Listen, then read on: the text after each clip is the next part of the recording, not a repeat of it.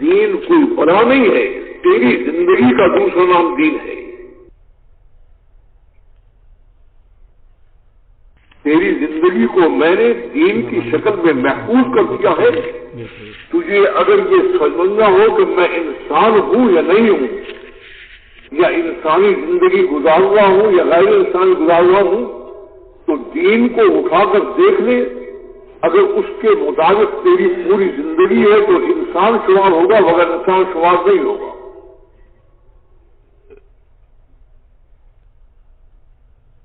یہ انسان یہاں آ کر دونوں باتیں بھول جاتا ہے، یہ بھی بھول جاتا ہے کہ میں یہاں کیوں بھیجا گیا ہوں،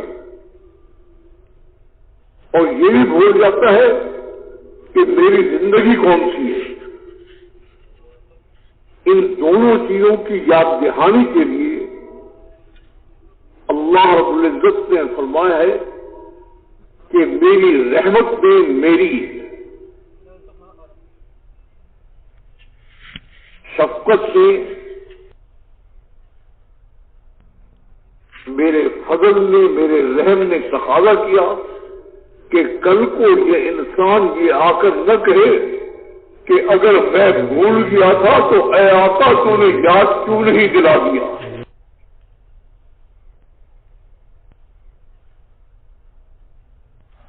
ان هذه تذکرہ ومن شاء اتخذ الى ربه سبیلا۔ اتنی یہ سارا نظام اس لیے ہے کہ تجھے یاد دلانا مقصود ہے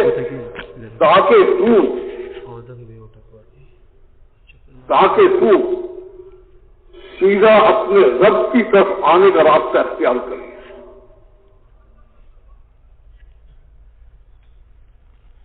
یہ تبلیغ و دعوت کا نظام جو ہے اس کا مقصد بتایا ہے کہ انسان یہاں آ کر بھول جاتا ہے، یہ بھول جاتا ہے کہ یہاں میں امتحان کے سلسلے میں آیا ہوں، اور یہ بھول جاتا ہے اپنی انسانی زندگی کو۔ اس لیے انبیاء علیہ الصلوۃ والسلام کا سلسلہ میں نے قائم کیا ہو تاکہ اس انسان کو بتائیں کہ تم یہاں رہنے کے لیے نہیں آئے، یہاں امتحان دینے کے لیے آئے۔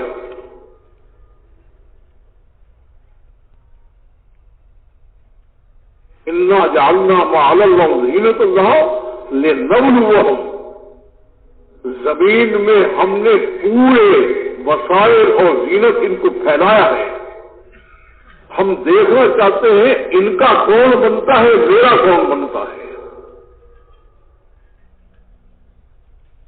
یہ محنت کر کے مجھے ساتھ لیتا ہے، یہ اپنی زندگی کو پورا میرے حوالے کر کے مجھے ساتھ لینے کی محنت کرتا ہے، یا یہ ان پھیلی ہوئی چیزوں کو، وسائل، اسباب کے پیچھے دوڑ کر ان کو جمع کرتا ہے۔ اس لیے ہم نے یہاں امتحان کے لیے بھیجا ہے کہ کس کا بن کر آتا ہے، اور تاکہ تیرے سامنے چیز واضح ہو جائے اور تو کسی شک میں مبتلا نہ رہے۔ اس لیے سیدنا ابراہیم علیہ السلام کو ہم نے انسانیت کا امام مقرر کیا ہے،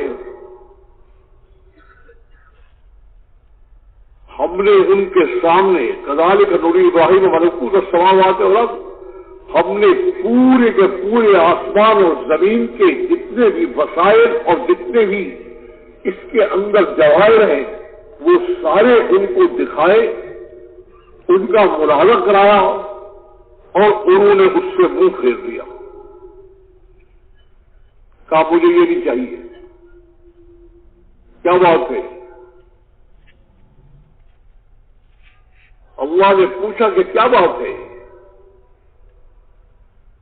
تمہیں ضروریات پیش آئیں گی، حاجات پیش آئیں گی، مختلف مسائل پیش آئیں گے. یہ ساری چیز تمہارے سامنے رکھ رہا ہوں.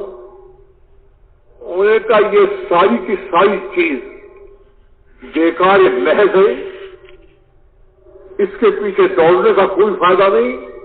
صرف پاگل آدمی اس کے پیچھے دوڑے گا، کیونکہ ان کے ہاتھ میں تو کچھ آپ نے دیا نہیں.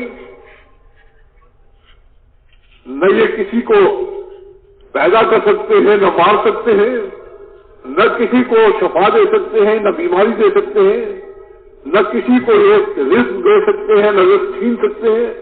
یہ جتنے وسائل آپ دکھا رہے ہیں ان کے ہاتھ میں کسی کے کچھ ہے نہیں. ہاتھ میں ساری چیز آپ کے ہے. لہذا میں تو صرف آپ کا بن کر رہوں گا، میں ان کے پیچھے نہیں دوڑ لگاؤں گا.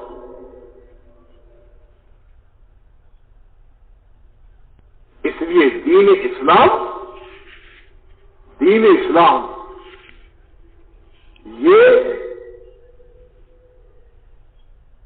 ملت ابراہیمی کیوں کہلاتا ہے؟ اس لیے کہ انہوں نے اس کا پورا نقشہ دکھایا ہے.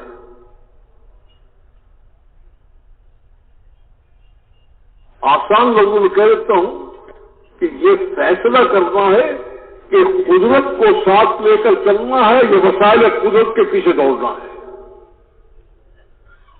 جو وسائل قدرت کے پیچھے دوڑے گا اس کا مذہب ابراہیم علیہ السلام سے کوئی تعلق نہیں ہے.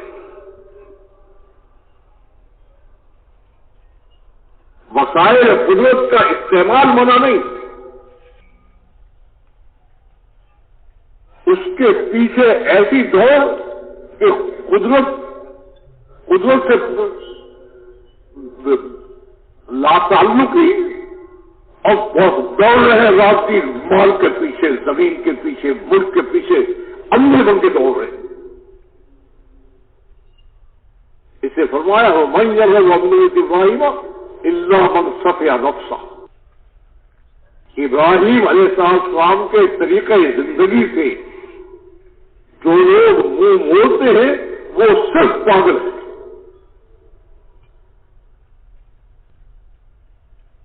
تو اس پاگل پن میں جب انسان پھنستا تھا اس کو نکالنے کے لیے انبیاء علیہ السلام کو بھیجا جاتا تھا. اس احمق کو جا کر سمجھاؤ کہ جن کے ہاتھ میں کچھ نہیں ہے ان کے لیے دوڑ لگا رہا ہے. اب لوگ کیا کہتے ہیں؟ کہتے ہیں یہ حالات بڑے بگڑے ہوئے ہیں، حالات بڑے بگڑے ہوئے ہیں، بڑی پریشانی ہے، بڑی مشکلات ہیں، آفات سے گھیر رکھا ہے، کہاں جائیں کیا کریں؟ بھائی جب آپ نے راستہ ہی اختیار وہ کیا ہے کہ رات دن آپ کے اوپر مصیبتیں پڑیں اور رات دن آپ جو ہے آپ کے حالات بگڑیں، راستہ جب آپ نے اپنے آپ اپنی تباہی کا اختیار کیا ہے، بربادی کا اختیار کیا ہے، تو آبادی کہاں سے ہو جائے گی اور اطمینان اور آفت کہاں سے مل جائے گا؟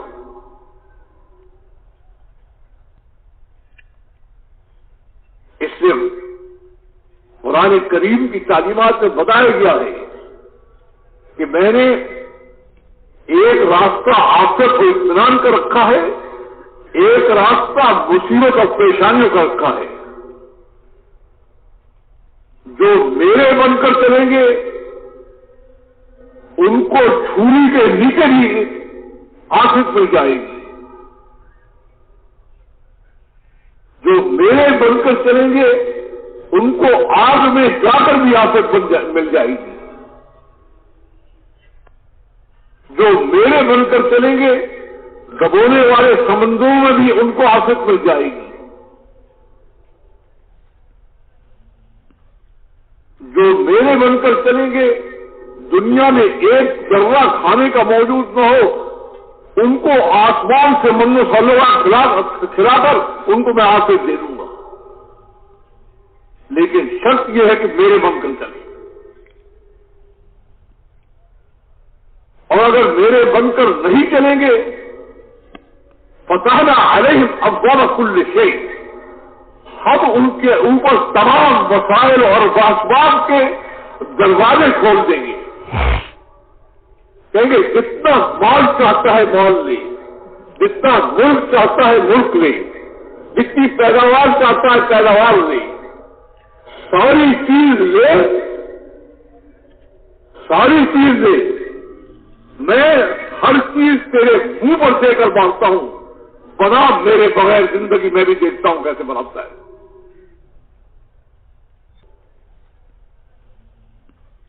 اس سے بالکل واضح بات ہے.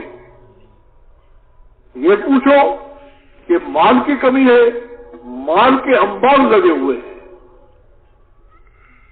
دواؤں کی کمی ہے، دواؤں کے انبار لگے ہوئے ہیں. ہسپتالوں کی کمی ہے، ہسپتالوں کے بے شمار شکلیں پیدا ہوئی ہیں. جہاں تک وسائل کا تعلق ہے، آپ کے سامنے اللہ نے عقل دیے اتنے وسائل پھیلے ہوئے ہیں کہ دنیا میں اس سے پہلے کبھی تھے ہی نہیں. اور جتنی پریشانی پھیلی ہوئی ہے اتنی کبھی دنیا میں پریشانی نہیں ہوئی.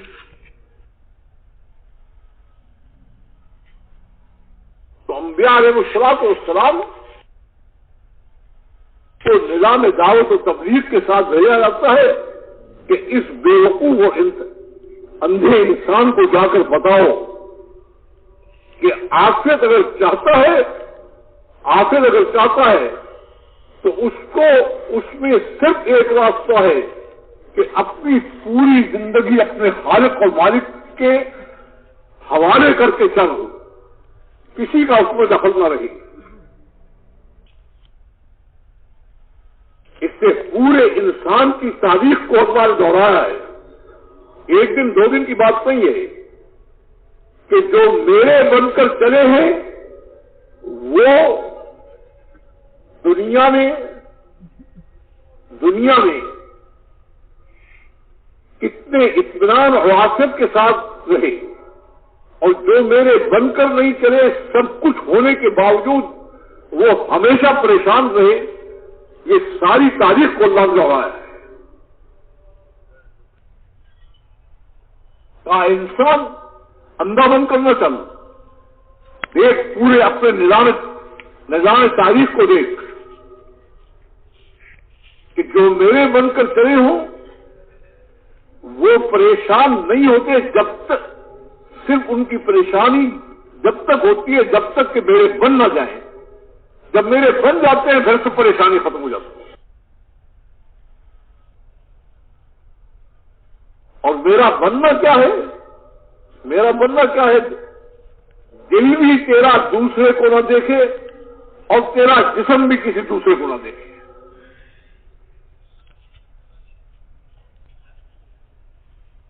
وہ یہ نہیں کہتا کہ بس ٹھیک ہے میرا تو نماز پڑھنی ہوگا کیا تو ہو گیا. نہیں، وہ کہتا ہے پورا نظام زندگی میرے حکموں کے مطابق ہو.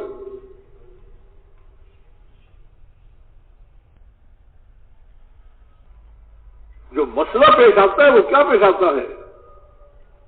جو امت کا پہلا طبقہ ہے وہ بات کو سمجھتا ہے اور وہ پوری زندگی بنا دیتا ہے، وہ موج کرتا ہے. فرشتے تک اس کو آ کر سلام کرتے ہیں، دریا اس کے حکم مانتے ہیں، سمندر اس کے حکم مانتے ہیں، ہوائیں اس کے حکم کو مانتی ہیں. بعد والا طبقہ جو ہے وہ آ کر کیا سمجھتا ہے کہ بس نماز روزہ وغیرہ ہو گیا، ہم دیندار ہیں. وہ کہتے ہیں کیسے دیندار ہو تم؟ شکل تمہاری کافروں کی، لباس تمہارے کافروں کے، رہنا سہنا تمہارا کافروں کا، کھانا پینا تمہارا کافروں کا، شادی بیاہ تمہاری کافروں کی، تجارت تمہارے کافروں کی طرح، حکومت تمہاری کافروں کی طرح. تم کیسے کہتے ہو کہ ہم مسلمان ہیں؟ کیسے مسلمان ہو تم؟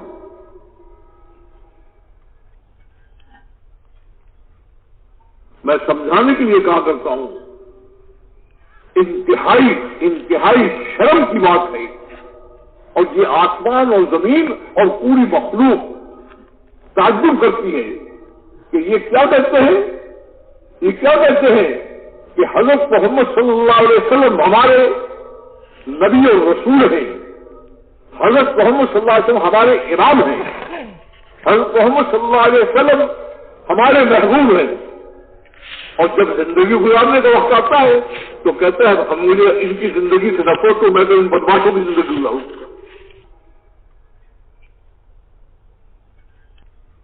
یہ جو دینی امتیں برباد ہوتی ہیں، یہ کیوں برباد ہوتی ہیں؟ یہ نماز روزہ چھوڑنے سے نہیں برباد ہوتی، نماز روزہ وغیرہ پڑھتی ہیں، زندگی کافروں کے اختیار کر لیتی ہے۔ جب زندگی کافروں کے اختیار کریں گی تو سزا مقرر ہے، سزا اللہ کی طرف سے مقرر ہے کہ پھر میں ان کو ان کافروں کے حوالے کر دیتا ہوں، فجاسو خلاف دیار وقان آواز مقبولہ، وہ ان کے گھروں میں گھس جاتے ہیں، ان کی عزتیں برباد کرتے ہیں، ان کی مال پٹائی کرتے ہیں، کہتے ہیں وہ نہیں کر رہے میں کر رہا ہوں، واسطہ علیہ عباد اللہ پوری بات شدید الفجاسو خلاف دیار وقان آواز مقبولہ۔ یہ جو کہہ رہے ہیں کہ آج مسلمانوں کے ساتھ یہ ہو رہا ہے، یہ ہو نہیں رہا، یہ کرا رہا ہے، کہتا ہے ضابطہ یہ ہے کہ کیا کہتے ہو، کیا کہتے ہو ہم تیرے ہیں، زندگی گزارتے ہو میرے دشمنوں کی تو میں ان کے حوالے نہیں کروں گا تو اور کیا کروں گا تمہیں؟ جب یہ حرکت کی ہے دینی امتوں نے، جب یہ حرکت کی ہے کہ کہتے ہیں تیرے ہیں، زندگی میرے دشمنوں کی گزارتے ہیں، کافروں کی گزارتے ہیں، تو میرا ضابطہ یہ ہے کہ میں ان کو ذلیل و خوار کرتا ہوں اور ان کو ان کافروں کے حوالے کر دیتا ہوں، کہتا ہوں ان کو مارو جتنا مار سکتے ہو اور ان کو ذلیل کرو جتنا ذلیل کر سکتے ہو۔ اب جب یہ اس میں پھنس جاتے ہیں تو پھر کیا کہتے ہیں؟ کہتے ہیں ہم تو پھر بھی مسلمان ہیں۔ نہیں، پھر بھی مسلمان نہیں ہیں، ایسے مسلمان جو زندگی کافروں کی اختیار کریں انہی میں مار پڑتی ہے زیادہ۔ اس سے فرمایا ہے کہ مسلمان کے لیے دو ہی صورتیں ہیں، یا سب سے اوپر ہوگا یا سب سے نیچے ہوگا۔ اگر اپنی زندگی پر ہوگا تو یہ سب سے اوپر ہوگا، ساری کائنات اس کے نیچے ہوگی، فرشتے تک اس کے حکم کو مانیں گے۔ اور اگر یہ اپنی زندگی پر نہیں ہوگا، مسلمان ہو کر کافروں کی زندگی گزارے گا، تو اس کے اوپر ذلت کا عذاب مسلط کر دوں گا اور کافروں کے حوالے کر دوں گا، جس میں آج پوری امت مسلمہ گرفتار ہے۔ یہ نہیں ہے کہ کوئی اس امت کا غم کھانے والا نہیں ہے، یہ بھی نہیں ہے کہ اس امت کو دوبارہ اپنے مقام پر اور اپنی شان پر لانے کے لیے کوئی محنت کرنے والا نہیں ہے، وہ سب موجود ہے، مگر کیا ہے یہ امت نیچے سے نیچے کیوں جا رہی ہے، ذلیل سے ذلیل کیوں ہو رہی ہے، سوچنے کی بات ہے۔ یہ سارے محنت کر رہے ہیں اور اوپر کا نظام جو ہے وہ مار کھلوا رہا ہے۔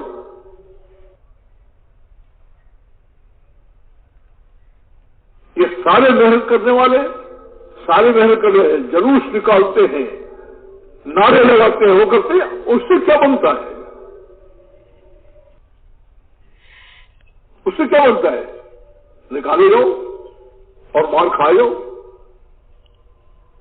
وہ تو اللہ کے بننے پر ساری بات ہے، اور اللہ کے بننے کے لیے اس نے خود نظام مقرر کر دیا ہے۔ سب سمجھدار ہو، عقل ہے، پوری تاریخ انسانی پر نظر ڈالو، اللہ کا بننے کے لیے اللہ نے صرف نظام دعوت اور تبلیغ کو مقرر کیا ہے. اگر کوئی اور نظام ہوتا تو پھر انبیاء کو ان نظام کے ساتھ بھیجا جاتا. 1,00,000 سے اوپر انبیاء علیہ السلام آئے، یہ اللہ کا بنانے کے لیے اور اللہ کی طرف رخ پھیرنے کے لیے آئے، اور یہ سارے کے سارے ایک ہی نظام کے ساتھ آئے، تو عقل کام نہیں کرتی کہ اس کے علاوہ اللہ کا نظام نہیں ہے. بگڑا ہوا انسان کبھی صحیح انسان نہیں بنا، اور اللہ سے تعلق توڑنے والا انسان کبھی اللہ سے تعلق کرنے والا نہیں بنا، سوائے اس نظام دعوت و تبلیغ کے. پوری تاریخ کو اللہ نے دوہرایا ہے اس واسطے. اب اللہ کہتے ہیں میرے بننے کا راستہ یہ ہے، ہم کہتے ہیں بننے کا راستہ یہ ہے، تو جب اللہ سے جھگڑا ہوگا تو کیسے کام چلے گا؟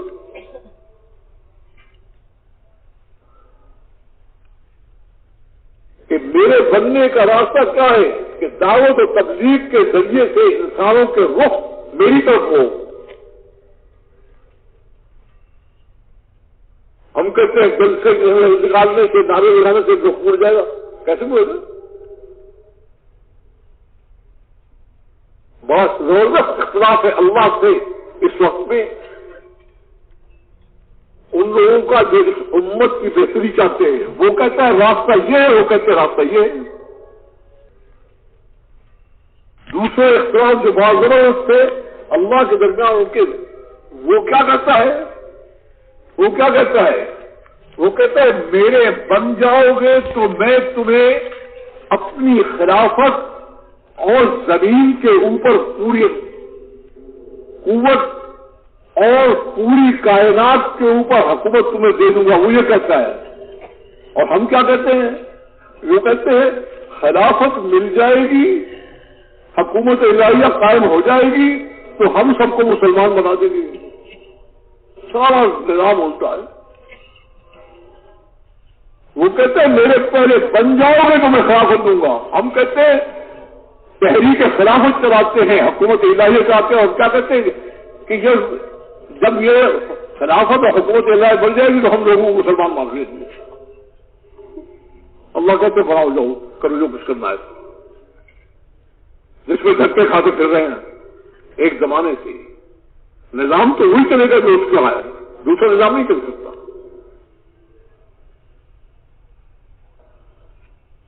اب آخری بات اس کو غور سے سن لیجیے. میں نے عرض کیا ہے کہ یہ نظام دعوت تبلیغ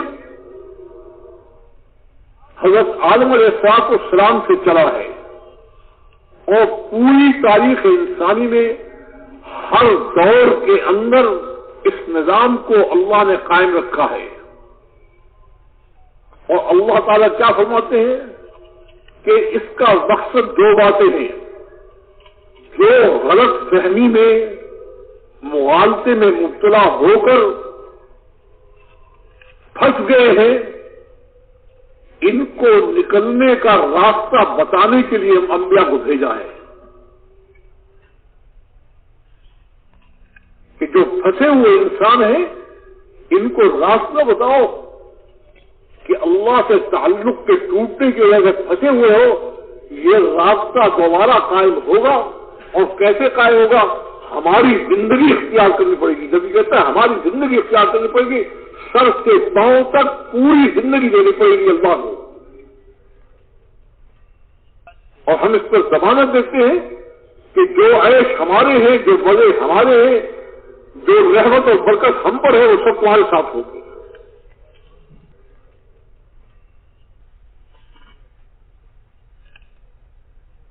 اس لیے یہ سلسلہ پورا چلا اور اس میں دکھا دیا کہ جنہوں نے نبی کی بات قبول کر لی ان کے ساتھ کیا ہوا، اور جنہوں نے قبول نہیں کی ان کو دنیا سے کیسے بچایا گیا. کہیں ڈبو دیا گیا، کہیں پتھر برسائے گئے، کہیں زمین میں دھسا دیا گیا، کہیں فرشتوں کی چیخ سے برباد کر دیا گیا.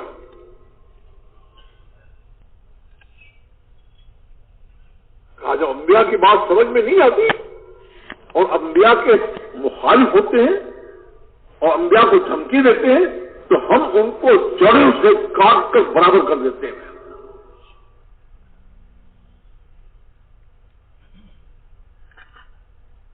تو میں یہ عرض کر رہا تھا کہ انسانیت کی رہنمائی اور انسانیت پھنسی ہوئی انسانیت کو نکالنے کے لیے اللہ کہتے ہیں میں نے اس سلسلے دعوت تبلیغ کو مقرر کیا ہے، اس کے علاوہ اور کوئی راستہ ہے نہیں.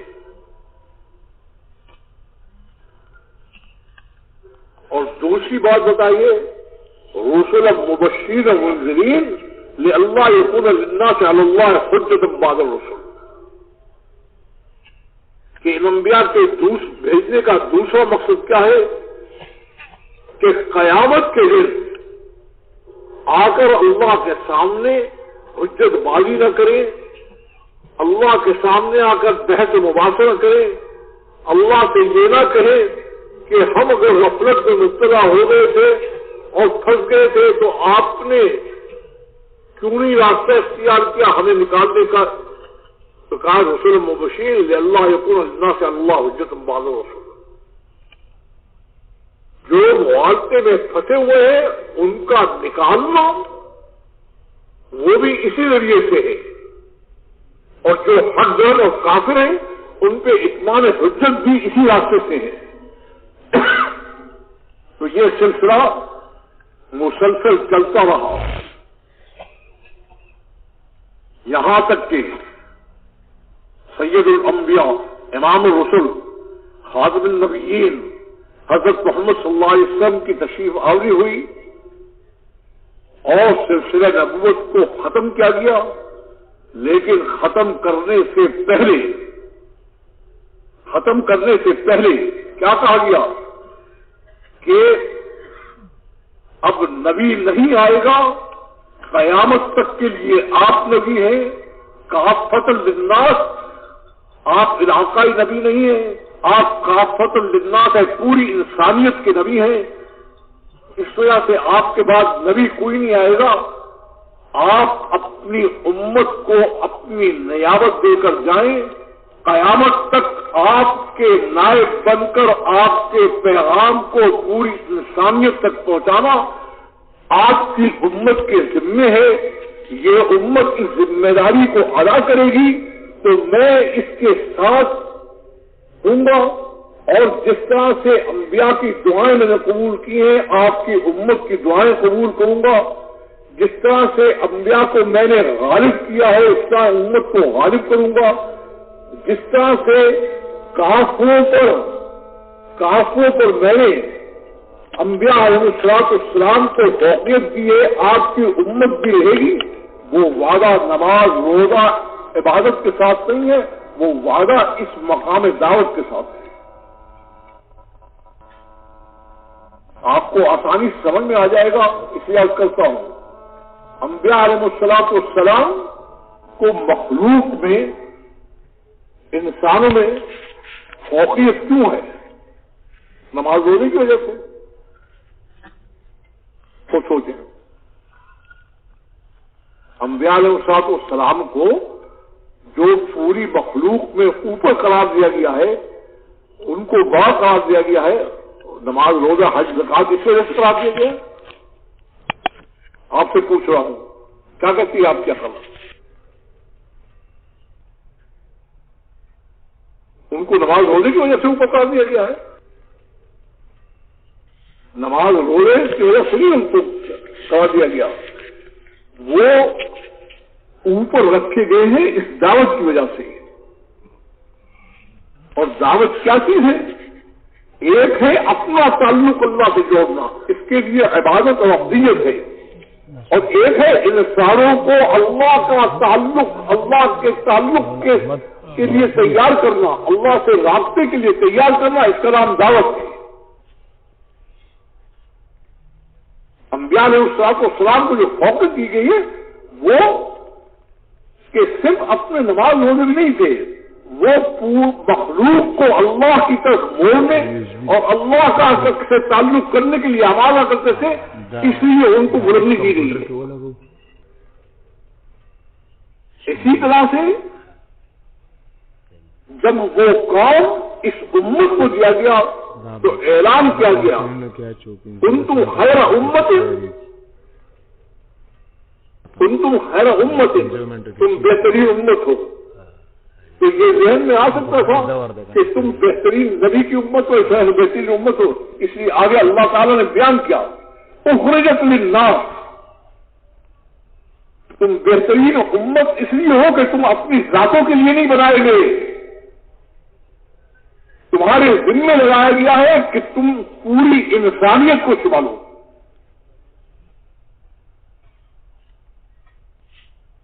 تو خرج الناس آگے بتایا گیا کہ خرجت الناس کیا کرو، ان کو روٹی کھلاؤ، ان کو پیسے دو، ان کو مال دو، کیا کیا کرو ان کو؟ کہا نہیں، جو انبیاء کرتے تھے کہ ان کو نیکی کی طرف لاتے تھے اور برائی سے ان کو بچانے کی کوشش کرتے تھے، وہ ذمہ داری تمہارے اوپر ہے۔ اس لیے میں علماء کرام سے عرض کیا کرتا ہوں کہ نہ میری بات کو دیکھو نہ اپنی بات کو صحابہ سے پوچھو۔ صحابہ نے جو سمجھا ہے وہ حقیقت ہے، جو میں نے یا آپ نے کسی کے دماغ میں سمجھا وہ کچھ بھی نہیں ہے۔ صحابہ نے جو کچھ سمجھا وہ حقیقت ہے۔ صحابہ جو جاتے تھے درباروں میں، قوموں میں، وہ سب سے پہلے اعلان کیا کرتے تھے؟ ان اللہ تعالیٰ، اب رسول نہیں آئے گا، اللہ نے ہمیں مبعوث کیا۔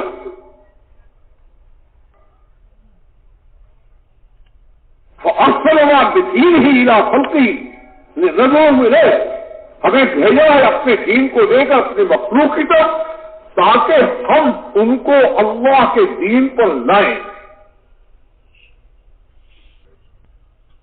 اور ہم سے وعدہ کیا گیا ہے کہ جو اس راستے میں محنت کرتے کرتے جان دے دے گا وہ شہید ہو کر میرے پاس میری جنت میں آ جائے گا، جو باقی رہ جائیں گے ان کو غالب کرنا میری ذمہ داری ہے۔ اس لیے جب وہ دھمکی دیتے تھے اور کہتے تھے کہ ہم یہ کر دیں گے وہ کر دیں گے، انہیں کہا ہم سے نہیں معاملہ، ہم سے معاملہ نہیں ہے، معاملہ اوپر والے سے ہے، ہم اس کے نمائندے ہیں، ہم اس کے پیغام بر ہیں۔ اس نے کیا کہا ہے کہ جو تم سے مقابلہ کرے گا وہ میرے سے مقابلہ ہے، میں اس کو چھوڑوں گا نہیں۔ اس لیے جب تک امت صاحب دعوت رہی اور اپنے منصب اور مقام پر رہی، دنیا کی کوئی طاقت اس کے مقابلے میں ٹھہر نہیں سکی۔ 10,000 کے مقابلے میں 2 لاکھ آ گئے، صفائی۔ 3,000 کے مقابلے میں 6 لاکھ آئے، صفائی۔ اور وہ کیا کہتے ہیں؟ کہتے ہیں ہم سے تو مقابلہ نہیں ہے، ہم تو اس کے نمائندے ہیں، مقابلہ اس سے کرو، اس سے مقابلہ کر سکتے ہو، اس سے کون مقابلہ کرے؟ اس لیے میں عرض کیا کرتا ہوں کہ میری بات نہیں، اللہ کی بات سمجھو۔ 100% پکی دین پر چلنے والی امت، 100%، اس سے یہ وعدہ نہیں ہے کہ تمہیں ضرور غالب کروں گا، ہو سکتا ہے غالب ہو جائے گا، 100% دین پر چلنے والی وعدہ نہیں اس سے۔ 100% دین پر چلنے والی حکومت سے یہ وعدہ نہیں ہے کہ تمہیں غلبہ دیا جائے گا، کہیں نہیں آپ دکھا سکتے۔ 100% دین پر چلنے والے تاجروں سے یہ وعدہ نہیں ہے، 100% دین پر چلنے والے دینداروں سے وعدہ نہیں ہے، یہ وعدہ صرف اصحاب دعوت سے کیا اور بتا دیا کہ یہ میرے نمائندے ہیں، ان پر ہاتھ ڈالنا ایسا ہے جیسے میرے پر ہاتھ ڈالا پھر نہیں چھوڑ سکتے ہو۔ اس اس لیے آپ اپنی تاریخ کو دیکھیں، جب تک آپ صاحب دعوت سے دنیا کی کل قوت آپ کے مقابلے میں نہیں چاہیے. جب آپ صاحب دعوت نہیں رہے تو آپ کے اندر ایسے ایسے عبادت گزار تھے جو رات کی نماز، رات اور عشاء کی نماز سے صبح کی نماز پڑھتے تھے، ساری رات نماز کرتے تھے. بڑے بڑے دین کے پڑھانے والے، مثال نہیں ملتی ان کی. بڑے بڑے خانقاہیں چلانے والے، ان کی مثال نہیں ملتی. بڑے بڑے عبادت گزار، ان کی مثال نہیں ملتی. لیکن چونکہ وعدہ تو دعوت پر تھا، وعدہ دعوت پر تھا، عبادت بھی تھی، ذکر اشغال بھی تھے، تعلیم و تعلیم بھی تھا، سب کچھ تھا، بنا کچھ نہیں. آپ دیکھیں 30ویں صدی سے لے کر اور آپ 8ویں صدی تک تلاش کریں، آپ کو بڑے بڑے مدرسے ملیں گے، بڑے بڑی خانقاہیں ملیں گی، بڑے بڑے عبادت گزار ملیں گے، مگر مسئلہ حل نہیں ہو سکا، اس لیے کہ وہ تو صاحب دعوت سے وعدہ تھا. وَلَقَدْ سَبَقَتْ كَلِمَتُنَا لِعِبَادِنَا الْمُرْسَلِينَ إِنَّهُمْ لَهُمُ الْمَنْصُورُونَ وَإِنَّ جُنْدَنَا لَهُمُ الْغَالِبُونَ. وعدہ صرف ان سے کیا ہے اور اس کی وجہ بتا دی ہے. اس کی وجہ بتا دی اللہ نے کہ چونکہ یہ میرے نمائندے ہیں، میرے مبعوث ہیں، ان پر جو ہاتھ ڈالتا ہے وہ ایسا ہے جیسے مجھ پر ہاتھ ڈالا، میں اس کو چھوڑ نہیں سکتا. باقی کبھی امداد ہو گئی نہیں ہو گئی، کبھی غالب کبھی مغلوب، لیکن ان کے ساتھ یہ معاملہ ہے. تو یہ امت پیدائشی طور پر صاحب دعوت ہے.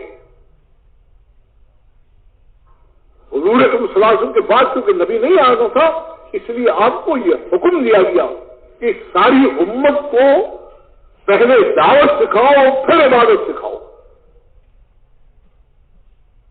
اس لیے یہ امت اپنے ابتدائی دور میں ساری امت صاحب دعوت تھی. عبادت آپ کے ساتھ جڑی ہے.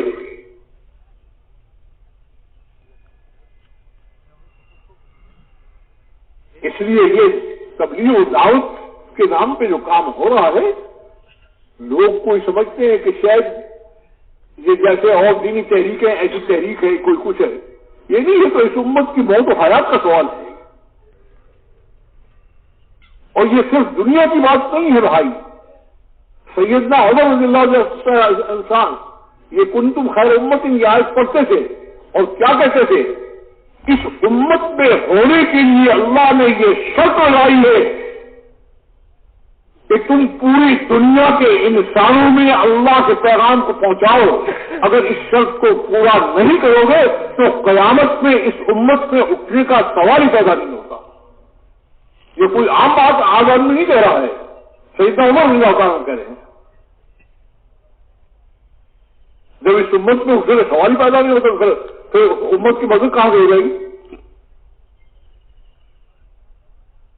اس لیے درخواست کر رہے ہیں پوری امت سے کہ دنیا کا مسئلہ وہ بھی آپ کے صاحب دعوت ہونے پر ہے، امت کے صاحب دعوت ہونے پر ہے. اور آخرت کا مسئلہ وہ بھی امت کے صاحب دعوت ہونے پر ہے. جب اللہ نے اپنی تعلیمات میں صاف بتا دیا ہے، راستہ متعین کر دیا ہے، اب آدمی یہ کہے کہ یہ ہے یہ نہیں ہے، یہ کوئی مستحب کام نہیں ہے. یہ تو ایسا نازک کام ہے کہ اگر امت کرتی ہے تو دنیا بھی اس کی، آخرت بھی اس کی. اگر امت نہیں کرتی، یہاں بھی مار وہاں بھی مار. اس لیے بھائی پوری امت سے درخواست کر رہے ہیں کہ اللہ تو اپنے نظام کو بدل نہیں سکتا، ہمیں اپنے آپ کو دوبارہ صاحب دعوت بنانا پڑے گا. اس لیے میں بات کیا کرتا ہوں اور بات کو ختم کر رہا ہوں کہ عمل کا درجہ بعد میں ہے، نیت کا درجہ پہلے ہے. اس مجمع میں صرف ان سے درخواست کر رہا ہوں جن کے دل میں اللہ نے حق ڈالا ہے، ان سے یہ درخواست کر رہا ہوں کہ کم از کم نیت اس بات کی کر دیں کہ ہم اپنے کام پر واپس آنے کو تیار ہیں، اور پوری دنیا کے انسانوں میں اللہ کا پیغام لے جانے اور ان کے رخ کو اللہ کی طرف موڑنے کے لیے محنت کرنے کو تیار ہے۔ اسے نیت کی ہے، بات انہیں سے جن کے دل میں اللہ نے حق ڈالا ہے، جن کا حق نہیں ڈالا اللہ نے ان کو کہا کہ ہم بس وہ انتظار کریں، وہ ان سے بات نہیں ہے۔ اور بھائی دوسری نیت وہ کیا ہے کہ یہ کام افراد اور اشخاص کا نہیں ہے، کنتم خیر امت، یہ مجموعہ امت کا کام ہے، پوری امت کا کام ہے، پوری امت پوری انسانیت پر مبعوث ہے۔ تو اس لیے اس کی بھی نیت کر لیں کہ ہم اس پوری امت کو دوبارہ صاحب دعوت بننے کے لیے تیار کریں گے۔ تو یہ کیا ارادہ ہے؟ میں اس لیے کہہ رہا ہوں، ماشاءاللہ جماعتیں جاتی ہیں، پھرتی ہیں، وہ کرتی ہیں، یہ کیا سمجھاتی ہیں؟ یہ ان کو یہ سمجھاتے ہیں ہم نماز روزہ پڑھانے کے لیے آئے ہیں۔ نماز روزہ پڑھانا جو ہے وہ حق ہے، لیکن اصل چیز جو ہے وہ ان کو صاحب دعوت بنانا ہے کہ دوبارہ اندر یہ آگ لگ جائے کہ کسی طرح سے اللہ کی مخلوق جہنم میں نہ جائے اور ساری جنت میں جائے اور اللہ کے بند کر جائے۔ نیت کر لو، نیت کرنے کے بعد انشاءاللہ جتنی محنت کرو گے اللہ تعالیٰ اس کو آسان کر دیں گے۔ تو یہ ہے نیت ہی نہیں ہے۔ اور تیسری نیت جو ہے وہ ذرا مشکل ہے، کیونکہ یہ دونوں نیتیں ہیں نا، یہ اپنے متعلق نہیں ہے، یہ دوسرے کے متعلق ہے۔ یہ جو تیسری نیت ہے یہ اپنے متعلق ہے۔ تیسری نیت کیا ہے کہ مجھے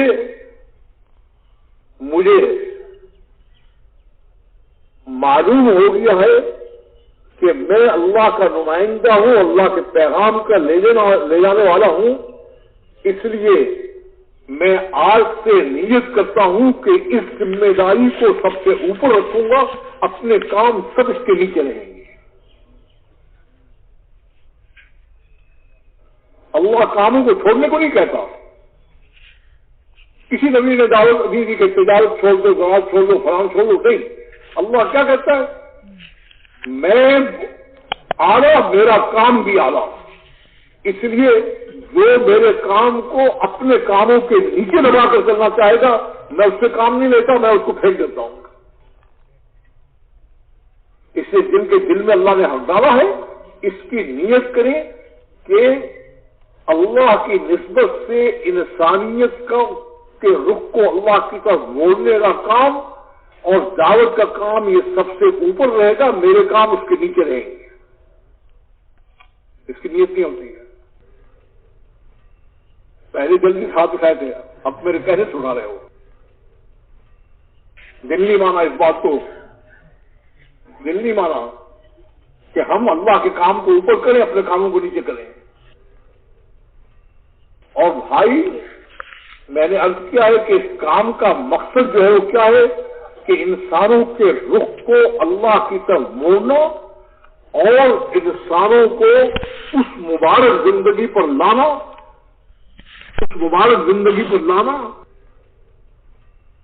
جو نبی لے کر آئے ہیں، اور ساری زندگی کو اللہ کے حکم کے مطابق گزارنا۔ اس دعوت سے مقصود وہ ہے، اس لیے پہلے آپ کو اپنی زندگی کو بھی اللہ کا بنانا پڑے گا۔ ہم نے جو غیروں کی زندگی اپنا رکھی ہے اس سے توبہ کرنی پڑے گی۔ ہم نے اپنی زندگی غیروں کی بنا رکھی ہے، شکلیں ہماری